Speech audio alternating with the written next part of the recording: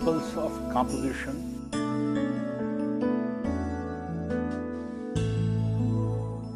The next principle is proportion.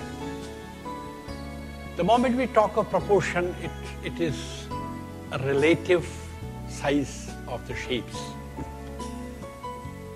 When we are drawing some figure, for example this figure, we got to understand about the proportion of human body, whether it will occupy this much of a space in the painting or it will occupy this much of a space, which is a very personal concern of an artist. But when we render or delineate other units in the painting, apart from this figuration, there are lotus flowers, there is a cloth hanging behind, there are two figures, female figures in the back, and lots of brush treatment with the light and shades of the blue color. Now see, proportionately an artist observes or he imagines that these flowers, these lotuses, are to be kept as smaller or bigger. They could have been even this bigger. There could have been hardly 2 or 3 big lotuses. But then what would have happened? Those lotus shapes would have been very arbitrary. They would have been attacking the figure, and figure had to be much stronger or bold or with much of interest. If I want to draw the main attention to the figure, then I have to take the care of the proportion of other units. The other units should not be as big as the figure is. Of course, this cloth hanging behind, in scale it is bigger than this. But then the kind of contours in the figure make the proportions, it gives another dimension to the proportions. Whereas this color is almost flat, and there are variations and modulations in the figure. So this is how an artist imagines about the proportions. Then while taking the examples of proportions, we can cite several examples in miniature paintings also. We can talk of Ajanta also. See, in Ajanta, there is one figure of Avalokiteshwar. Avalokiteshwar is a very huge figure. It's a young bodhisattva as prince, and he is having a very beautiful headgear, cladded with lots of jewelry. Now this figure is so big in comparison to other figures, and there is a lot of activity around.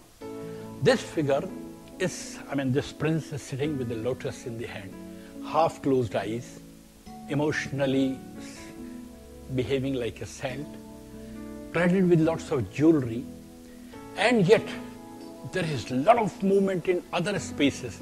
Lots of figures are fighting, somewhere the procession is going on, somewhere the monkeys are jumping, somewhere the fishers are doing fishing. But even then, the artist has drawn this figure so big to give a dominance. And to give the dominance, he has created such huge proportion of Avalokiteshwar. So this is how an artist images. Similarly, in our miniature painting also, you can see, if we measure the proportion of the tiger in comparison to the trees drawn here, the tiger is too big in the picture.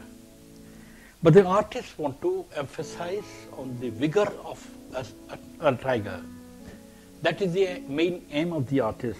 He wants to express the vigor and the hugeness of the tiger.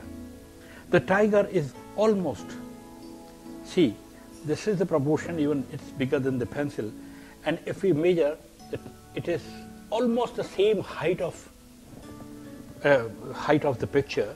It is so big in comparison to this. If you measure here up till the, see here and this much, and see here and this much, as big as the height of the total picture. The tiger is so big, and the trees are so smaller. Whereas when the tiger moves in the jungle, the trees are too tall. but artist is not bothered about the trees. He's using the trees as units to express that this is a jungle.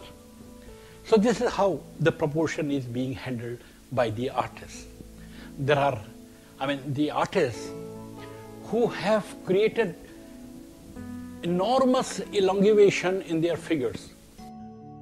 Look at this famous painting of El Greco, the Vision of St. John.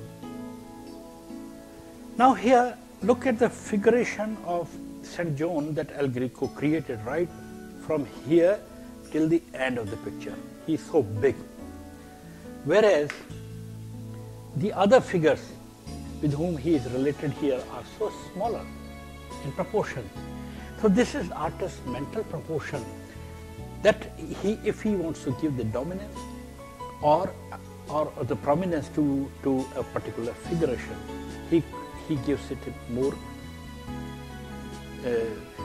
he delineates it in much of a space, or with bright colors, or with different varied textures which dominate the scene. Even in abstract paintings, you can find the dominance through textures. Look at this picture of a sculpture by Praxiteles. Praxiteles here, he delineates an athlete here, exactly like the human body. All the delineations of human body, the muscles and the bones, everything is tuned with the proportion of a common human being or athletes. But look at this figure. Look at this another Greek sculpture. Here the proportion is elongated. Look at from the pelvis to the feet. The entire proportion is elongated, whereas this portion is smaller and head is bigger. So this is how the proportion is being treated. And look at this figure of Giacometti. The great sculptor has used his entire material like a line, and it is so linear, it's so much elongated that one can't believe of that time that the human figure could be treated so much elongated. This was the period when the modern art was in building and between the two wars. So I believe now you have followed what proportion is. Every artist decides to create his own proportions, but the proportions are to be in tune. It should be in the unity, it should be in the balance, and it should be expressive. So now we shall be talking about balance.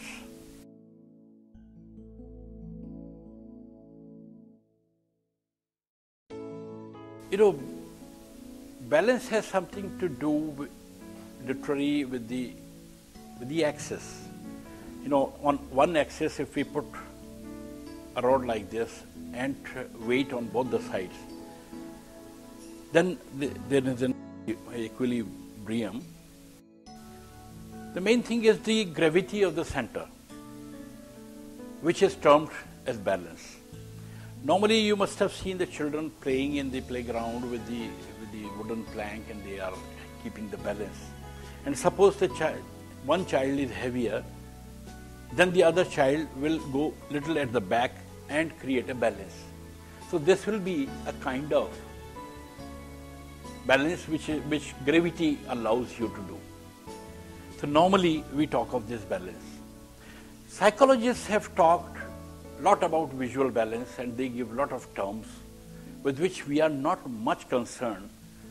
The reason is that when we are talking about the pictorial aesthetics, then we have to count those balances which are very common and in day-to-day use of the artist. Now, here we talk of three kinds of balances. One is the axial balance. Another is the Radial Balance, and third is the Occult Balance. Now, to come with what is Axial Balance, you must have seen several paintings of this kind where the figure is sitting right in the center, and on either sides the things are repeated. Mostly in Renaissance paintings, whenever the Mary is sitting or the Christ is placed in the center of the painting, then on either side you see the activity. So there is an axial balance, means you can draw a line from the center and things are repeated on either sides. You can see many a times such paintings in Indian miniatures also, where the ruler is sitting. For example, in this particular picture, what we see is the repeated design. A floral pattern has been repeated all over on either sides. The reason is that there is an axis in the center, and things have been repeated half this way, half this way, half this way, half this way. These kind of designs. We can shift to this design now. 17th century, especially a Tantra painting, where you see this in the center there is a rectangle, vertical rectangle, and the flower kind of motif has been done there, and on either sides the strips have been repeated with difference of color. Now how? In axial painting also you start creating a variation. Look at the extreme left, there is a red color, and on the extreme right there is a light green color. So with the variety of color also you create a balance. Now this is axial composition, or I mean you can see that things have been repeated on either sides, but the color has been balanced looking to the hue of the color. So we'll be talking about the balance of line, balance of unity, balance. I mean there would be balance of several elements of painting, and here we are talking about this particular miniature painting from Tantra school of art, and there we are seeing how the things have been repeated.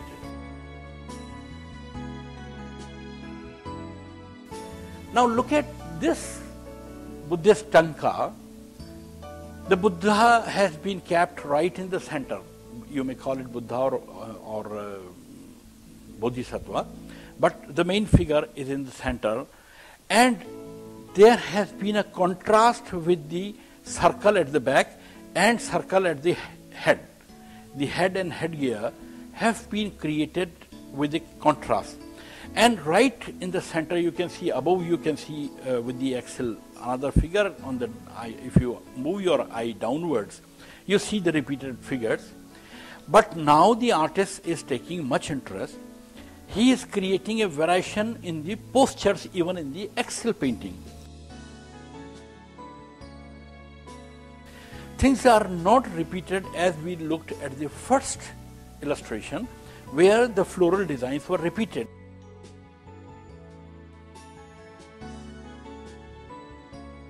Now, even in axial painting, axial composition or axial balance, how the artist is creating the variations.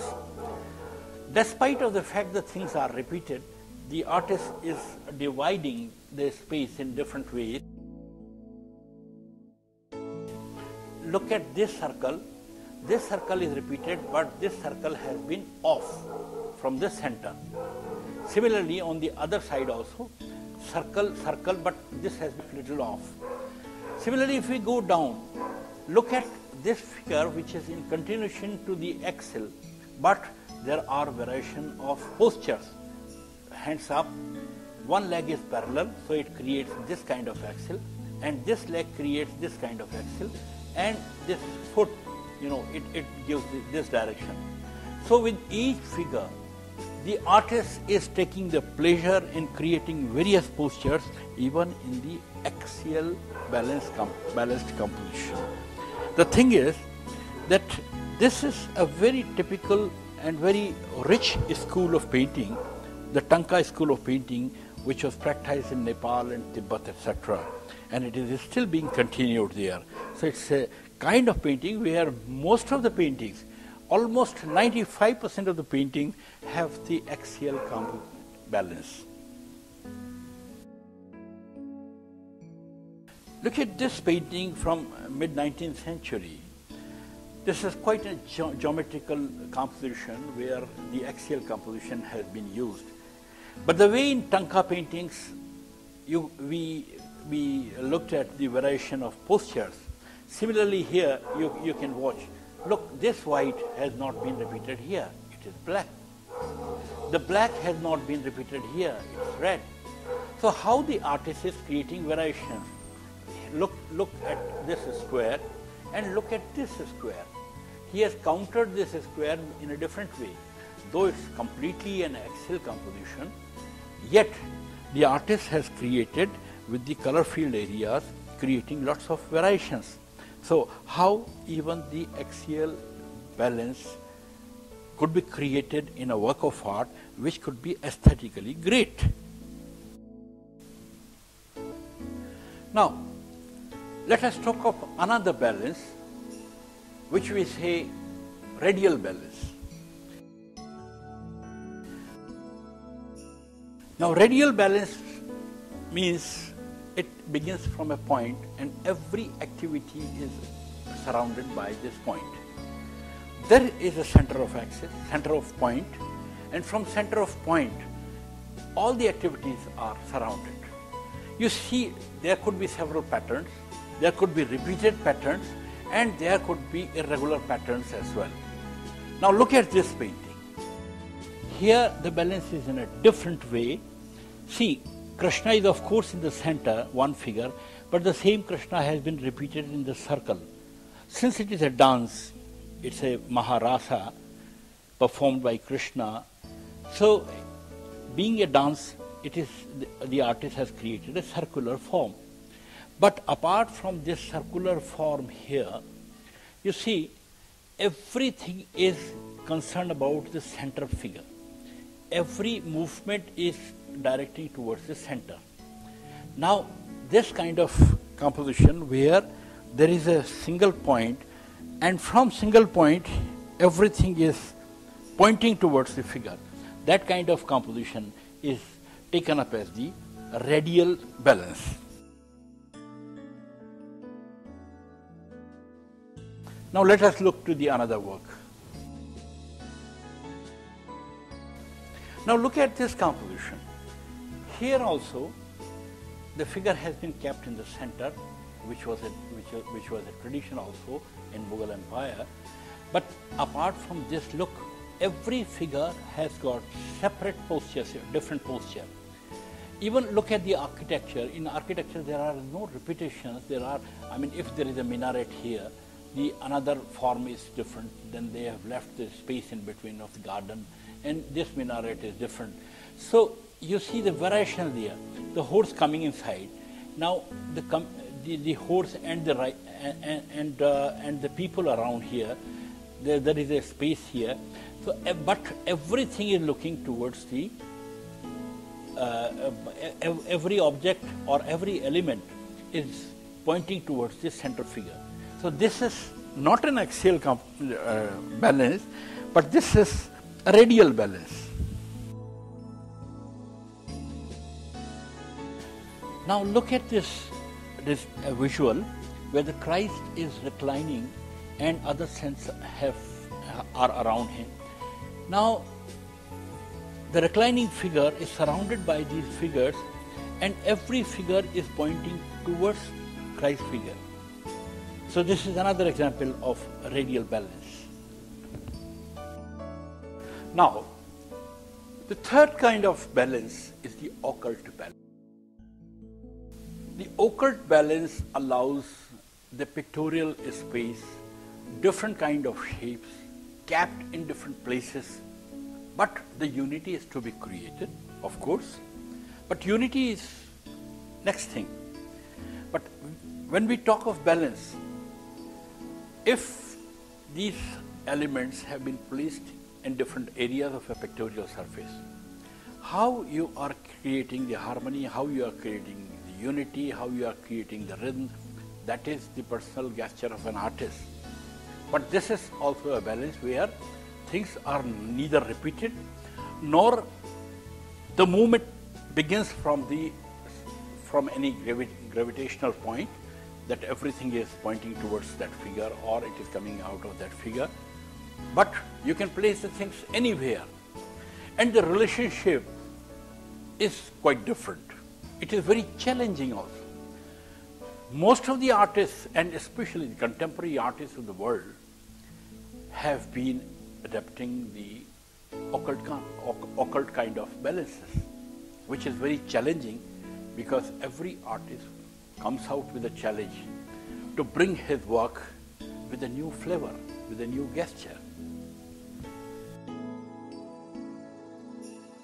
Look here, this is an example of occult composition. You see, the artist has used a matchbox here, and the matchsticks are coming out here, and he has used them curved like a snake form. But see, normally the artist would like to design the center, their main form center off here or here, and then create the composition. But here the artist has brought the main character right on the left corner, which is very occult in the balance. But he has created this horizontal balance with the arch here, and the direction goes there. So it's moving here, and covering the entire space.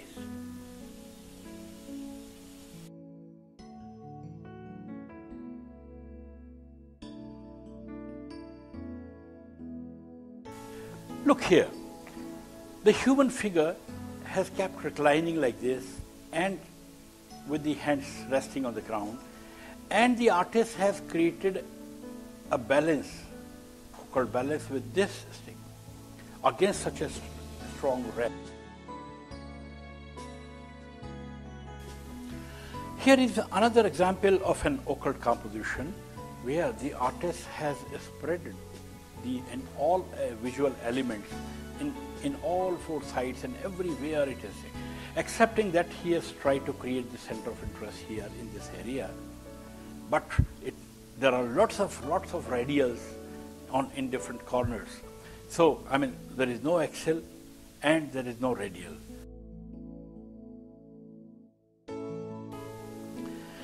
Look here, in this particular the visual, a couple, a female and male, are just falling down. They are descending from the upward to downwards. And there are heads which have been repeated. But these figures have not been repeated anywhere. Whereas with this diagonal, creating a high contrast between the blue and white, the artist has used a few human body elements, somewhere hand, leg, hands, and somewhere bull, etc. These elements have been used. Now the thing is to cut the entire design like this with the hard contrast and to create a balance with the rest of the space is again a challenge to the artist, and that's how the contemporary artist faces the challenges of creating occult balances.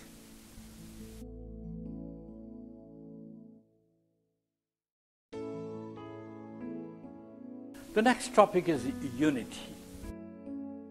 Unity, as it means that we have to unite all those visual elements which an artist plans to design in his space. Now the various elements, whatever you have borrowed from nature or whatever is coming out of your mind, that comes in a shape. Now those shapes spread all over the canvas. Now each and every unit which we have designed should have the unity with each other. So when a work of art reaches to an end, then the onlooker expects that there should be a unity between the lines, form, space, textures, color, everything has to be in the unity. That is the first demand of creating a painting. So your all elements which you have incorporated into your work of art, that configuration should have a tight unity. Nothing should be irrelevant. If there is anything irrelevant, any shape, any color stroke, any texture is irrelevant, then it means the composition has loosened its strength and the expression has gone poor. Look at this whole painting. Now, against white, there is a painted elephant and a woman cladded with Rajasthani jewelry is there, and there is a small door and there is a small offset of the wall. Now, in major, it's a white wall against which the figure is standing and other ornate things have been done. Look at the elephant. This kind of elephant has been painted on the walls of Rajasthan houses where the marriage ceremonies go on. It is a part of decoration. Now you can observe that the elephant is so strong with the black and with the other ornate work on its hump. It has been countered with a door here. Though the door is very simple, it does not have that much of ornate work as it has been done here. But the entire strength of this elephant has been countered with this figure also. Otherwise, everything is white. But believe it, the artist has created the unity between the three, cutting this wall up till there, which is going to the infinity. Had this wall not going to the infinity, had it been like this,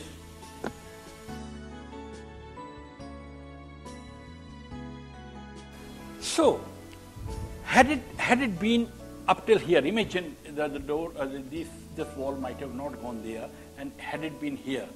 Now this and this would have been in one line, and we would have lost the unity of these three, which creates a triangle here, and then it goes there.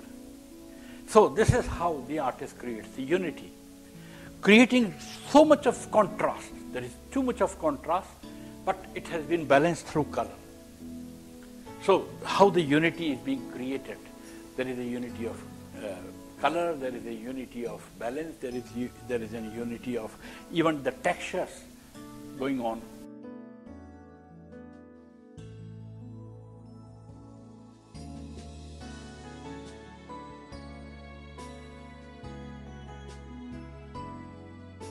Now see, this is a beautiful example of a visual of a painting by a very eminent artist of our country, K.K. Haber. Now see, against this whole green there is a red strip here and a blue strip here. Could you believe that unity is being created between the red and blue? Red is so strong against so much of a space. But this being right in the corner with the white, with the background of the wall area where you will be displaying it, this blue becomes very strong in comparison to the red. So it is countered, and how the artist creates the unity. Now look at this composition. This is an etching by a famous graphic artist, Lakshma God. Here he uses in more than half of the portion, he creates the imagery of two animals. There is a female and there is a male, but there is a strong crudity in the animals, as if they are hungry for the sex. Whereas another group of people have been bound together in one group, very closely associated. And though there is a hard contrast between here and here, and you see this white, here there is a very little white, but here it is so much of white. This leaving the white area, white surface area, he has given extra importance to these two figures of animals, and this is how he creates the unity.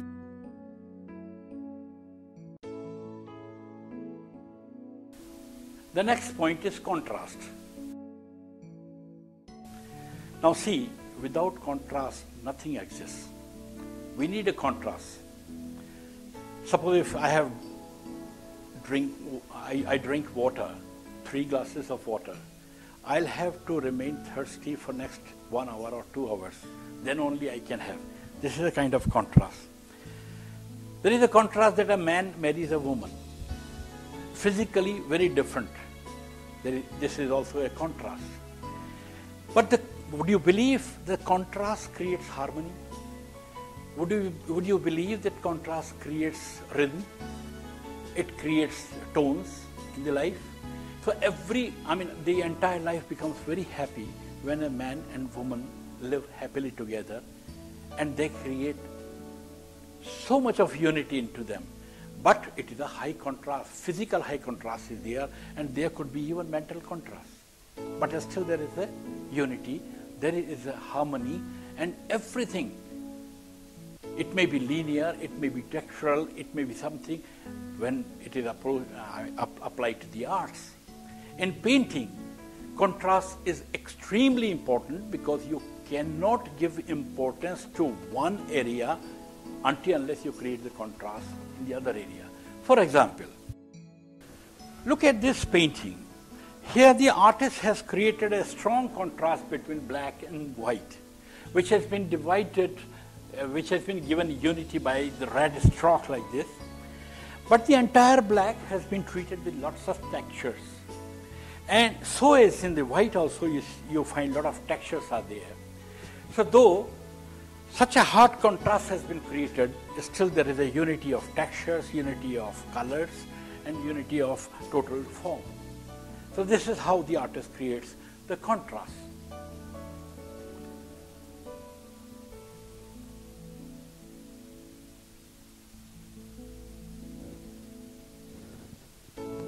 Now you see, this is another example of contrast.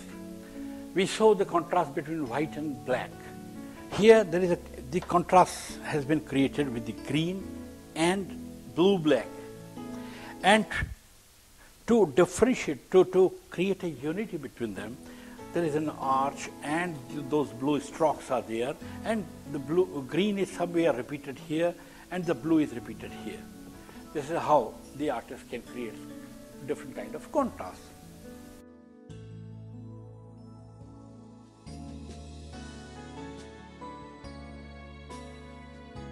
Now look at this painting. The artist has created a contrast with yellow, red and pink colors. Here, see, and how the contrast has been created. Instead of dark color, the artist has used only the red tone here, creating using the orangish white, the tertiary colors of oranges. So how the artist creates the contrast here. To counter this figure, he has used the door. But just imagine the figure beginning from here. If this figure would have not been countered by this door space or the stairs here, until this form would have been there, this would have been imbalanced. There would have not been a harmony. So the contrast would have been a failure. So how the artist creates a contrast between figure and the background, and this should be treated as a figure. Of course, it is the stairs and the door. So this against these two walls. This is how, the artist finds his own creative part of contrast.